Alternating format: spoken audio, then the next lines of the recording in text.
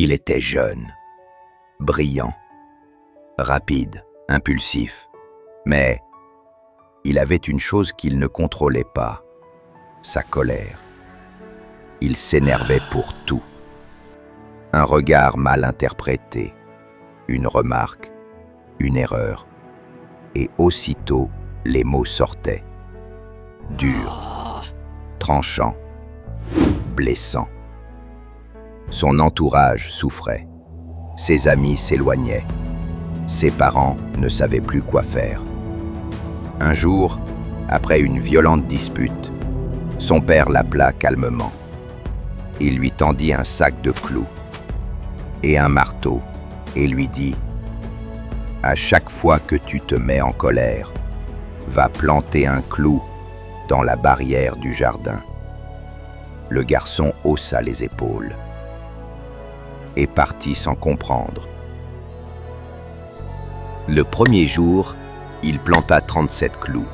Sa colère était un feu, incontrôlable. Le bois de la barrière craquait sous les coups. Les jours passèrent, il continua. Chaque fois qu'il s'énervait, bam, un clou. Puis, sans s'en rendre compte, quelque chose changea. Il commença à réfléchir avant de parler, à respirer, compter, se retenir. Un jour, il ne planta que 10 clous, puis 5, puis 1. Un matin, il revint voir son père. « Papa, j'ai passé une journée sans planter un seul clou. » Son père sourit, mais ne le félicita pas tout de suite. Il lui dit « Bien, maintenant, pour chaque jour où tu te retiens, tu enlèveras un clou de cette barrière. » Alors il commença à les retirer, un à un, jour après jour. Il y avait des jours plus durs que d'autres, où il voulait tout envoyer valser. Mais il se souvenait du bois, des marques, des cris qu'il avait causés. Il apprit à se maîtriser, à écouter avant de répondre, à choisir le silence quand il valait mieux que le bruit. Il devint plus doux.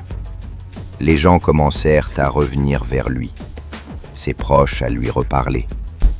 Il sentait le changement dans son cœur, pas juste dans la barrière.